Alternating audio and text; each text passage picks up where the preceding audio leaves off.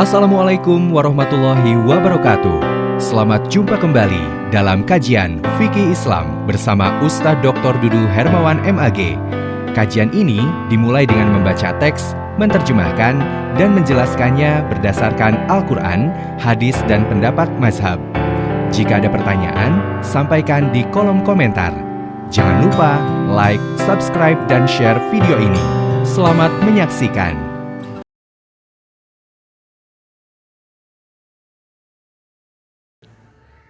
Assalamualaikum warahmatullahi wabarakatuh. Alhamdulillah, wassalatu wassalamu ala rasulillah wa ala alihi wa sahbihi wa mawalah. Amma ba'd. Yang saya hormati Kepala Sekolah SD Al-Kindi Islamic Excellence School, Bapak dan Ibu guru, dan juga orang tua, wali murid, ya, atau santri pesantren Al-Madinatul Fadilah yang ada di SD Al-Kindi Islamic Excellence School. Bapak dan Ibu sekalian yang Allah muliakan, yang berkewajiban untuk mendidik anak-anak itu adalah sebetulnya orang tua, ya, atau wali murid. Terutama bayi yang baru dilahirkan sampai 2 tahun, itu pada umumnya yang membimbing, yang mengasuh itu adalah kedua orang tua. Baru kemudian 2 tahun, ya, sampai 4 tahun, nah itu diasuh oleh saudara-saudara dan orang-orang yang berada di sekitarnya. Nah kemudian 4 tahun, nah itu baru ada yang dimasukkan ke kober, ya masih tetap tanggung jawab dari orang tua, tapi kemudian dititipkan kepada guru-guru playgroup atau kober, ya, sampai pada usia kanak-kanak, yaitu 6 tahun. Usia 7 tahun ke sana itu sudah mulai dititipkan kepada guru-guru, tapi tetap yang bertanggung jawab itu adalah kedua orang tua. Ibu dan bapak sekalian, tadi disebutkan, disampaikan oleh, dibacakan, ya, oleh Ustadzah Rani. Ibu Rani itu, Bu, itu hafidhoh, ya, hafal 30 juz Al-Quran beliau itu. Tapi kalau ngaji ya mesti dibaca, ya takut lupa gitu. Nah bapak sekalian, ibu-ibu, ini tuh ada bapak-bapaknya? Ada, ya? Oh ada di depan, ya Pak, ya? Sebelah kanan. Oh iya. Tadi ayat Al-Quran mengatakan wal yahshalladzina law taraku min khalfihim dzurriyyatan di apa? Hendaklah orang-orang di sini, ya tentu orang tua, hendaklah takut, ya. Takut apa? Lau taroku min khalfihim dzurriyyatan di apa? Seandainya mereka itu meninggalkan anak keturunan. Duriyah dalam bahasa Arab, duriyah itu berarti anak sendiri, cucu, anaknya cucu, anaknya cucu, dan seterusnya. Kalau bahasa Sunda, anak, incu, naon, buyut, bau, apalagi Pak? Jangawareng, udeg-udeg, kakait, siwur, eta disebut 7 turunan teh, ya. Ke atas juga sama kalau Sunda itu. Bapak, aki, buyut, bau, Jangawareng, udeg-udeg, kakait siwur tuh, 7 turunan ke atas, 7 ke bawah. Nah, yang disebut duriyah itu dari anak sampai ke bawah, kemudian anaknya saudara itu ya, anak adik, anak lancuk ya, dan cucu-cucunya, cicit-cicit dan seterusnya. Itu yang disebut dengan duriyah. Nah, kita itu harus takut, harus khawatir ya. Seandainya kita meninggalkan duriyah kita diapan, lemah. Nah, lemah apa? Pertama, lemah fisikna ya, letoy. Nah, kalau letoy nanti daftar jadi tentara juga nggak bisa gitu. Ya, anak seorang jenderal tidak lulus tentara ribut ya. Ya karena apa? Fisiknya misalnya kurang tingginya. Nah, lemah fisiknya. Maka di sekolah itu ada pelajaran olahraga, ada pelajaran kepramukaan dan lain-lain supaya tidak lemah. Ya, lautaro min khalfihim dzurriyyatan di apa? Yang kedua, lemah pesakna. Ya, kalau lemah pesak bayar SPP juga tidak bisa ya Bu ya. Iya. Kalau lemah pesak ya tentu serba kekurangan. Memang uang itu bukan segalanya. Betul ya Bu ya, kata Ustadz Epi Effendi. Tapi lamun teu aya duit lieur oge. Ya, bukan segalanya tapi itu penunjang gitu ya. Nah, oleh karena itu di SD Al-Kindi ada satu upaya ya untuk meningkatkan taraf hidup anak-anak kelak di kemudian hari melalui suatu kegiatan namanya Market Day ya, betul kan? Ada Market Day ibu-ibu. Jadi ketika nanti UTS atau UAS, anak-anak itu dilatih berwirausaha. Dan kebetulan juga SD Al-Kindi itu oleh satu lembaga apa namanya yang mengatur tentang bank, lembaga-lembaga keuangan, OJK ya. OJK itu dijadikan pilot project ya, SD Al-Kindi sebagai SD yang berlatih untuk mengelola keuangan dari 1.500 SD yang ada di tanah air itu. Nah, jadi anak-anak kita dilatih supaya di kemudian hari itu tidak lemah pesakna. Karena apa? Tokoh-tokoh yang kita kenal ibu-ibu yang kaya di Indonesia itu misalnya yang punya Trans 7, Trans Studio, apalagi itu Bank Mega, namanya Khairul Tanjung ya. Semangat berwirausaha setelah dewasa karena dulu sejak kecil dilatih.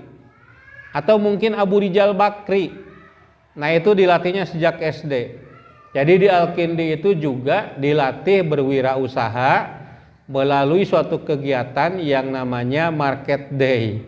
Nah, ibu-ibu yang kemarin mengikuti anak-anak berjualan beberapa minggu yang lalu, itu kelihatan anak itu semangat berbisnisnya.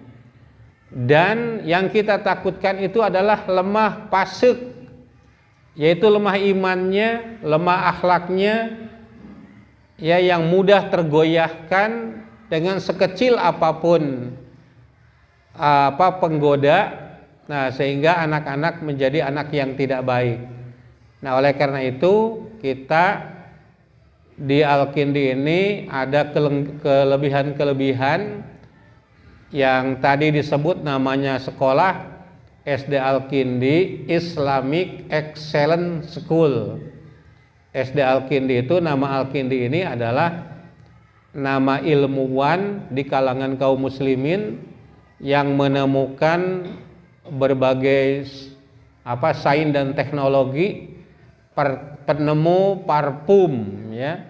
Dia menemukan lebih dari 100 jenis dari parfum itu. Itu Al-Kindi.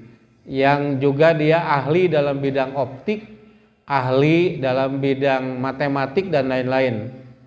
Nah, ini supaya kita itu kuat iman anak-anak itu, maka ada keunggulan-keunggulan.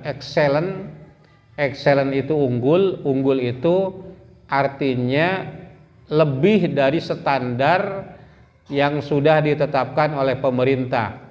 Maka misalnya di Al-Kindi itu ada program tahfiz Al-Quran. Ya, kita targetkan anak-anak kita kelas 1 dan 2 hafal juz 30. Kelas 3 ya hafal juz 29. Kelas 4 hafal juz 28. Kelas 5 juz 27 dan kelas 6 juz 1 gitu, bersama dengan terjemahnya. Kemudian ada pelajaran akidah, ada pelajaran akhlak, ada sirah nabawiyah dan lain-lain. Tetapi ya, pendidikan SD formal itu tidak kurang. Ya, mesti sesuai dengan standar yang sudah ditetapkan oleh pemerintah. Dan tentu ada lebihnya juga. Ya, nanti tahun-tahun ini guru-guru Al-Kindi itu akan dilatih ya, yaitu MATQ ya, kemampuan mengajarkan matematik. Nah, sehingga anak-anak juga memiliki kecerdasan matematik gitu ya. Jadi kalau Howard Gardner menyebutkan multiple intelligences, kecerdasan majemuk, maka anak-anak kita diupayakan kecerdasannya itu merata, walaupun kita tidak mengabaikan minat dan bakat dari anak-anak kita itu. Nah, Bapak dan Ibu sekalian, jadi kita ini bersama-sama ya, bekerja sama, berkolaborasi antara orang tua dan guru. Nah, oleh karena itu setiap bulan Bapak dan Ibu kita diwajibkan untuk hadir ya dalam kajian. Nanti kajiannya bermacam-macam. Yang ada kaitannya dengan parenting, ada yang berkaitannya dengan akidah dan lain-lain setiap bulan, karena kita itu punya target-target tertentu pada anak, dan itu perlu dikomunikasikan ya oleh guru kepada orang tua murid. Oleh karena itu nanti dalam kajian itu dalam setiap bulannya kita wajib menghadiri acara tersebut. Bapak dan Ibu sekalian, anak-anak kita itu dilahirkan dalam keadaan suci, masih bersih ya. Kullu mauludin yuladu alal fitrah. Setiap yang dilahirkan, setiap anak dilahirkan dalam keadaan suci. Anak-anak kita itu suci, akidahnya lurus, agamanya Islam, akhlaknya itu sudah baik. Tapi kemudian fa'abawahu yuhawidanihi, maka kedua orang tuanya yang membuat anak itu Yahudi, au yunasironihi, menasranikan, au yumajisanihi, memajusikan. Nah, jadi hadis ini menjelaskan ini sindiran kepada kita semua. Anak itu dilahirkan suci, umat Nabi Muhammad, ciptaan Allah. Ciptaan Allah jangan dikotori, jangan dibuat mereka itu Yahudi, jangan dibuat Nasrani, jangan dibuat Majusi. Yahudi, Nasrani, dan Majusi itu adalah agama. Oleh karenanya fitrah yang dikontraskan, dipertentangkan dengan tayahud, tanasur, dan tamajus bukan hanya akidah saja, tapi semua ya komponen yang ada dalam agama itu yang disebut dengan fitrah. Maka saya katakan tadi, dimensi akidahnya anak kita itu sudah bertauhid. Betul enggak ibu-ibu? Apa buktinya anak-anak itu bertauhid? Umur 3 bulan diajak ngomong hao hakeng, betul enggak? Anak zaman dahulu, hari zaman ayeuna masih kayaknya begitu, Bu. Masih hao hakeng teh artina teh Allahu Akbar teh, ya. Allahu Akbar.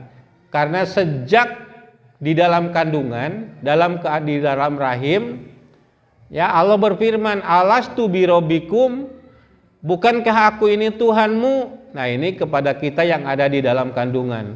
Qalu bala syahidna. Tentu mereka menjawab, tentu kami itu menjadi saksi. Nah, jadi pas dilahirkan itu kita dalam keadaan Islam, akidahnya akidah tauhid. Ya, kemudian yang kedua, akhlaknya juga akhlakul karimah. Akhlaknya akhlakul karimah, anak itu jujur. Ya, anak itu jujur. Ketika ibu ditagih ku naon, Bu? Ku tukang panci ku naon? Ku leasing. Ya. Ibu amanat kepada anak, nanti kalau ada yang datang ke sini bilang ibu enggak ada. Ya, ibu nanti akan di kamar. Datanglah yang nagih hutang, anak itu bilang, kata ibu, kalau ada yang datang ibu enggak ada, ibu di kamar. Jujur kan anak itu? Berarti akhlaknya itu anak itu baik sejak dilahirkan. Kullu mauludin yuladu alal fitrah. Nah, Bapak dan Ibu sekalian, selanjutnya hadis mengatakan, hal tuntajul bahimatu bahimatan jam'aa. Bukankah engkau melihat kalau binatang itu dilahirkan dalam keadaan sempurna? Ada kakinya 4, ada telinganya 2, ada buntutnya. Tapi kemudian setelah binatang itu besar, kok ada yang rumpung, kok tidak ada yang kakinya pincang dan lain sebagainya. Nah, itu terjadi setelah dilahirkan. Jadi anak kita awalnya itu suci, harus kita jaga. Bapak dan Ibu sekalian, dari hadis itu ada beberapa pelajaran yang dapat kita ambil. Pertama, anak yang dilahirkan itu dalam keadaan fitrah Islam. Yang kedua, bahwa orang tua itu memiliki pengaruh yang besar dalam membentuk kepribadian dari anak-anak kita. Jadi yang di dalam psikologi itu dijelaskan bahwa anak itu mewarisi 200 sifat dari kedua orang tuanya. Kalau tidak percaya, coba aja hitung, Bu. Jadi ibu-ibu, jangan anak-anak, ibu aja dihitung gitu ya. Yang pengaruh dari bapak berapa? Cara tidurnya, cara jalannya, cara berkedipnya, cara menyapa orang, cara batuknya, dan lain sebagainya. Itu kalau dijumlahkan kurang lebih ada 200 sifat pengaruh orang tua kita terhadap kita. Nah, kita itu juga akan mempengaruhi terhadap anak-anak kita. Dalam psikologi kita kenal ada yang disebut dengan persistensi personality, kepribadian yang sulit untuk dirubah. Yang kedua, change personality, kepribadian yang mudah untuk dirubah. Kepribadian yang sulit dirubah adalah kepribadian yang dibentuk oleh orang tuanya sejak kecil. Nah, oleh karena itu kita bertakwa kepada Allah, jangan berbuat dosa kepada anak-anak kita, yaitu membuat anak kita itu menyimpang dari Islam. Nah, luruskan anak-anak. Ibu-ibu menyekolahkan ke Al-Kindi, bapak-bapak menyekolahkan ke Al-Kindi, Itu tujuannya seperti itu, ya. Apa artinya? Orang tua itu kadang-kadang bangga, bapak dia mana anak sekolah, waduh kuliah di fakultas teknik, kuliah di kedokteran. Nanti setelah anak itu sukses jauh dari orang tua. Hari Selasa yang lalu ibu-ibu, ya ini teh hari apa nih? Bukan yang lalu, berarti ya kemarin. Iya, hari kemarin. Saya dari rumah sakit ketemu dengan orang tua yang umurnya 80 tahun. Sendirian. Ditanya nih oleh Bu Wini, ditanya, anaknya di mana, Pak? Anak saya sukses semuanya. Saya tinggal sendirian di rumah 80 tahun, Bu. Penyakitna gula, ari nginumna seprit. Iya, penyakit gula nginum seprit gitu. Kenapa? Karena tidak ada yang membantu. Maukah bapak-bapak punya anak yang sukses di luar sana, sementara anak-anak itu tidak memperhatikan kita? Ya, karena akhlak anak-anak itu tidak baik. Nah, tentu kita tidak menghendaki seperti itu. Ya, tidak menghendaki seperti itu. Kita hendak anak-anak itu menjadi soleh, menjadi soleh dan soleha. Itu yang kedua. Yang ketiganya, anak itu kalau meninggal dan anak itu anak dari muslim, maka dia itu akan masuk ke dalam surga. Jadi anak-anak kita kalau meninggal dunia karena dihukumi sebagai muslim, maka mereka itu akan masuk surga. Kemudian yang keempat, tugas kita itu yaitu ku anfusakum wa ahlikum naro. Ya, jagalah dirimu dan keluargamu dari api neraka. Yang dimaksud menjaga di sini apa? Ajari kebaikan. Ajak mereka pada kebaikan.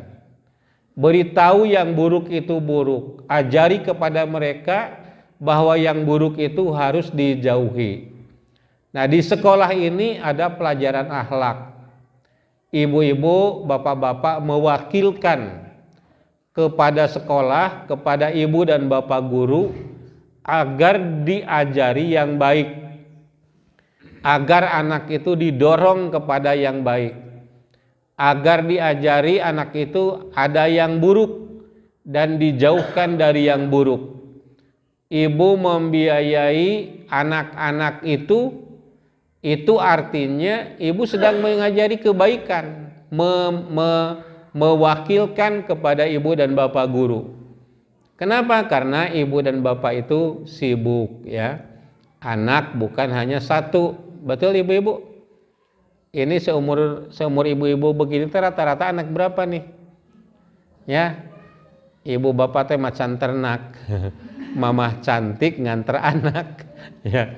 Jadi ada yang masuk SD, ada yang SMP, ada yang TK, belum ada pekerjaan lain baik di rumah ataupun di luar rumah, banyak pekerjaannya. Maka kita mewakilkan kepada sekolah untuk anak-anak kita itu diajari. Jadi oleh karena itu harus ada kerjasama, ada join, ada kolaborasi antara orang tua dan guru. Jangan sampai diundang oleh sekolah tidak hadir, begitu ya, tidak hadir. Jadi tanggung jawabnya belum sempurna.